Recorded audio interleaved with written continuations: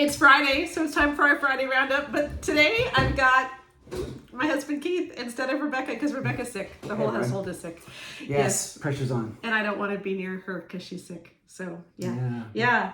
My first time on the Friday roundup, I think. And have I done it before? I don't think you have. I don't think I have. So this will be fun. It's been a while, anyway, if I have done it. Yeah, and I want to talk about why we assume pastors and pastors' wives know anything about sex. That's the big thing, because I have something I want to say. Before we get to that, a couple of really quick things. Our puberty and sex course for kids is on sale right now. Now is the time you want to get it. It's lifetime access. If we ever do any updates to it, you're going to get that too.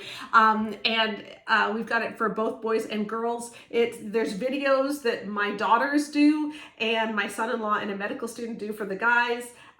It's just awesome. We start the conversation, we say all the hard stuff, and then you get to finish it with your kid to keep those lines of communication open. It's a really great course. It's cheap right now. I will put the link in the podcast notes. One other thing is I've had a bunch of people send me the most amazing message through our podcast app. You can send in fan mail, and they have said, can you please give me information on how to donate? And one person even said, I belong to a foundation that wants to give money, and so we can't give it through the normal links. And I really want to help you with this. The problem is, I don't think people realize when they put a thing through that portal, I don't know who you are. So I can't answer you. So if you're one of the people that wants to donate, normal people can donate through the Good Fruit Faith Initiative of the Bosco Foundation. I will put the link to do that. Normal people who live in the United States. Yes. Well, anyone can. You just only get a tax receipt if you're American. But if you're a foundation and you need to do it in a different way, just email me. You can use the contact form on baremarriage.com. Just go to contact and then hit we'll get you all sorted out because I really do want to help you. Okay, let's talk pastors and pastors' wives. Right. I put up an Instagram reel yesterday. Yes, I saw it. Yeah. Where Josh McPherson's wife was talking about the problems of women, especially withholding sex. Right. Okay. And one of the things that she was saying is that, look, she was saying, we all know women don't like sex. We all know that women have something men want, which is sex, and men have something that women want, which is like giving them 30 minutes without the kids, right? Fixing the faucets. And so women, if you give him sex, he'll give you that, but that's that's using sex transactionally. You're not supposed to do that. You're just supposed to give him sex regardless. Right. And I made a number of points in that reel. You can go watch it. One of them was, why are we assuming she's the one making it transactional? So basically, he won't do the basic job of being a parent unless she gives him sex, and that's on her? Yeah. Come on. Yeah. Okay? But I did this deep dive.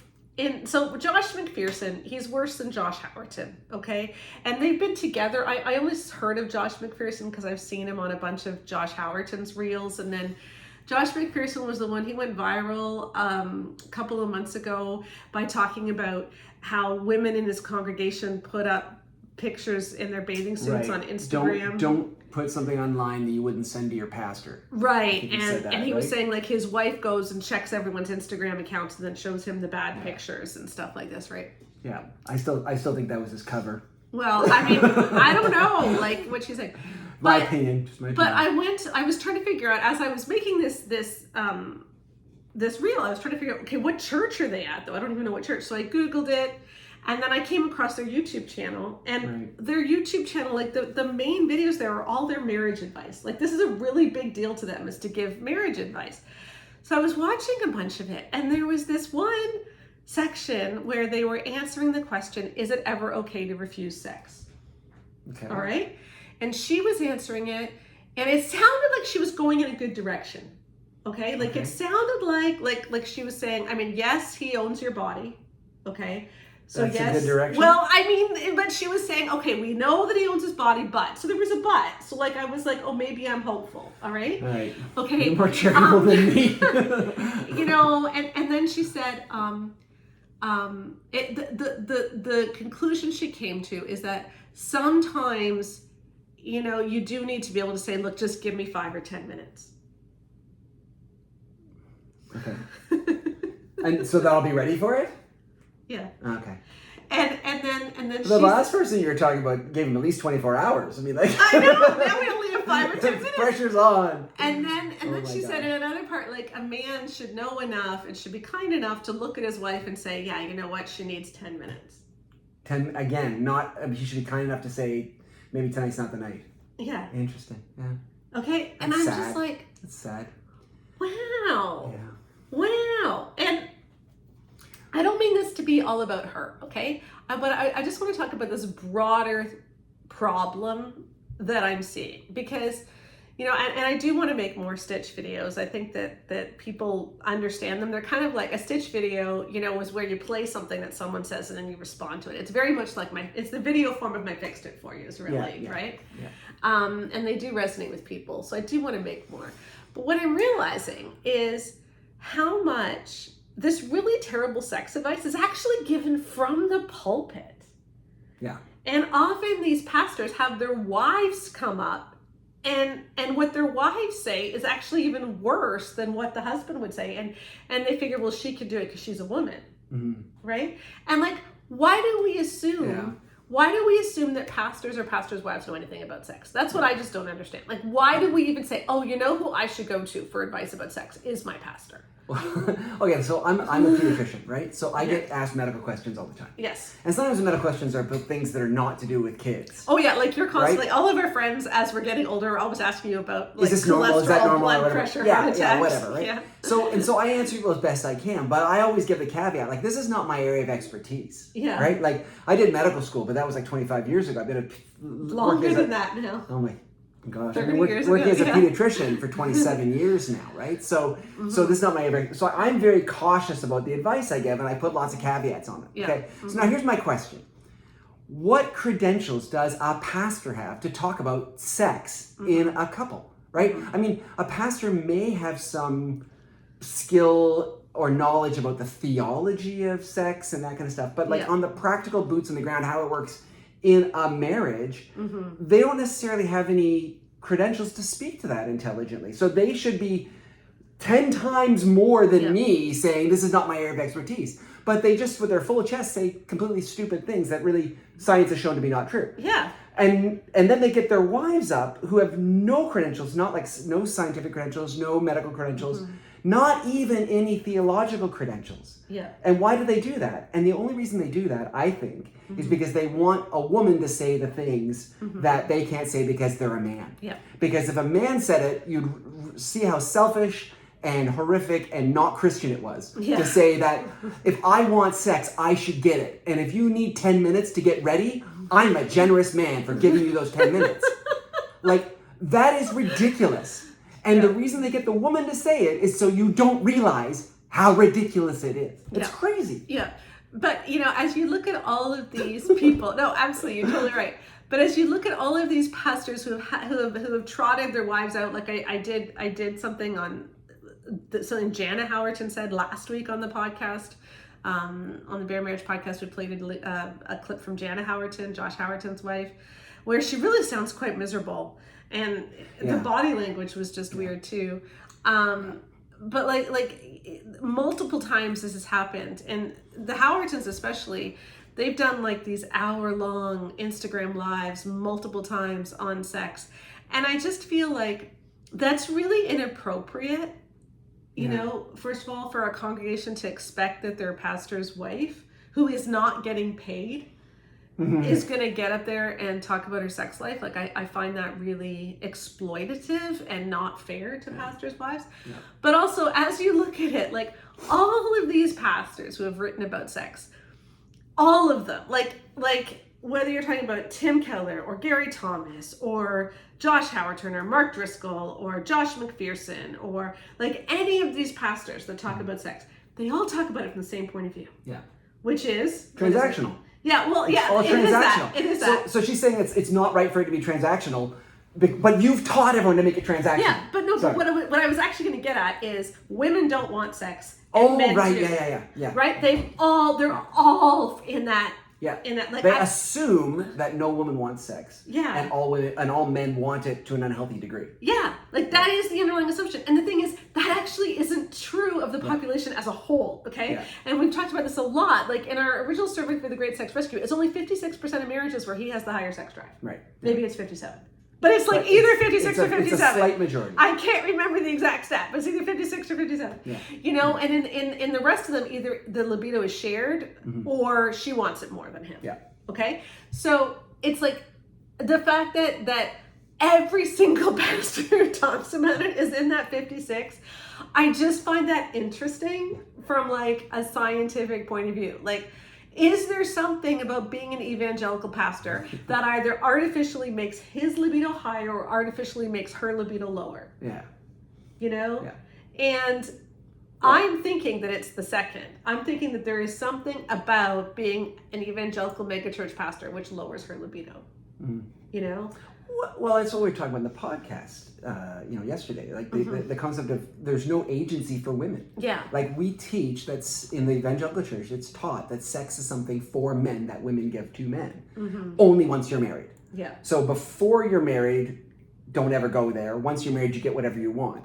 So the fact that she's now goes from never allowing it to always allowing it. Like she has no agency. Yeah. Like it's like she is a default setting of you're turned off and you don't turn on to you turn on, you never turn off, because like her desire, her agency, all that's just not part of the picture. They don't even talk about that. Yeah. So, and that's, I was realizing I'm being kind of mean to these pastors' wives, and it's like, I think that they're just navigating a very difficult place because in the culture they live in, sex is not something that two people do. Yeah. It's something that's done to them and that they don't really have a right to say no or even yes. It's just something that happens to them. Yeah. And that's got to be traumatic to have to deal with that all the time. And so I think that this is their way of coping with that. No, I really want to because it's serving God by serving my husband. And I think it's a way of them trying to wrap their heads around something which is really fundamentally not healthy. Well, you're reminding me of something that Beth Allison Barr wrote in her latest book, Becoming the Pastor's Wife, about how sex was seen as a ministry that the pastor's wives give to the pastor, so that it fills him up, it keeps him going, so that he can go out and serve the congregation. So you have to have sex with your husband so he can be a good pastor, and that's part of your job, right? Yeah. Emerson Eggers says that in The Love and Respect too, but minister to your husband as unto Jesus. Which I think is kind of icky. So. Yeah, not really what, gonna get you in the mood. But I think too, like, this whole idea of agency, right? Because what Josh McPherson's wife, and I'm sorry, I don't mean to just keep calling her Josh McPherson's wife, I just can't remember her first name. I think it's Sarah, but I might be wrong. So I'm not trying to, anyway, I know I should know her first name, I just don't. But, she's saying, well, obviously her husband's, like, her body belongs to her husband, and so to her that means that you don't have a say over sex. So basically she doesn't have any agency. But I find that really incredible, because the point of that whole passage was actually to give women agency. Yeah, absolutely. Because in the culture that Paul was writing into, in the Roman culture, men already owned their wives' bodies. Yeah. So the revolutionary thing that Paul said was that but in the same way she owns your body. Yeah. So he was restoring agency to women. Yeah. And what they're doing in a culture where men owned women and women did not own men, Paul said, your body belongs to your husband and your husband's body belongs to you. Okay? So think of the culture that was written in and how revolutionary that is. And what's being done now in a culture where men and women are approaching equality is it's being used to keep women down. Yeah. Like, it's being used for the exact opposite reason that it was written. Yeah. Yeah. It's being used to recreate Roman culture, to recreate the Roman household codes, instead of to do what Paul did, which was to undermine them and push for equality. And I just find that amazing. But I just want to say, okay, look, this is the big thing that I want everyone to take away from. Your pastor does not know anything about sex. Like, seriously, unless your pastor has been reading the peer-reviewed journal articles or has really read, studied the Great Sex Rescue and studied books that are evidence-based, he does not know anything more about sex than you do. Like, he really doesn't. And we saw what happened when Josh Butler tried to write a book about a theological book about sex and make it practical. Do you remember that? Like, from a year and a half ago, Beautiful Union, where, the vagina was the most holy place. Maybe it was the uterus or the cervix was the most holy place. And he bestowed his... Yeah. Anyway, it was something. And and it's like, but your pastor doesn't know anything more about sex than you do. Right. And your pastor's wife doesn't know anything more about sex than you do. In fact, your pastor's wife probably knows less than you do, because your pastor's wife is in a relationship where she can't be authentic quite often. So she may hear from a ton of people about sex, but she can't be authentic and admit what she's feeling because she'll be judged by people, which is a whole other issue in evangelicalism, right? So can we please stop taking advice from pastors on stuff they don't know anything about, okay? So if you're gonna listen to someone on sex, make sure, first of all, that they're using peer-reviewed research. Make sure they're using evidence-based stuff that has data behind it. Make sure they have credentials for what they're talking about. And remember that just because someone has an MDiv does not mean that they know anything about orgasm, or they know anything about libido, or they know anything about sexual dysfunction, or they know anything about what healthy sex looks like.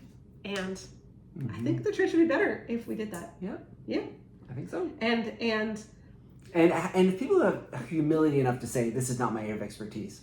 If your pastor is feeling that they can preach to you about anything, and like no caveats, no, like this came straight from God's mouth to you, I'm giving it to you, like that makes me concerned too, that whole mentality.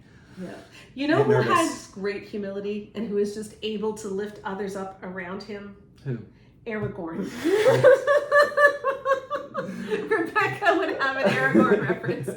But you think about how he didn't announce that he was king. He didn't announce that he was the end all and be all, There's like a right turn into Middle Earth there. That's crazy. Yes. And he let the other people around him go with their strengths as opposed to wanting to be the only one that was looked up to. That's what we need our pastors to do. And thank you to the pastors out there who are doing that, because there are many. Yeah, because there are a lot who do say, hey, this is not my area of expertise. This is what I think. I'm just trying to give you the best advice I can with what I know. And the pastors who are doing that every week, thank you so much. Thank you. That's great. Yeah, we appreciate you. We hear from you all the time. And please, everyone else, go find a church like that. Yes. They're Aragorn and feel comfortable. Thank you. Check out the whole story. It's on sale until Monday at midnight, and we'll see you next week. Bye.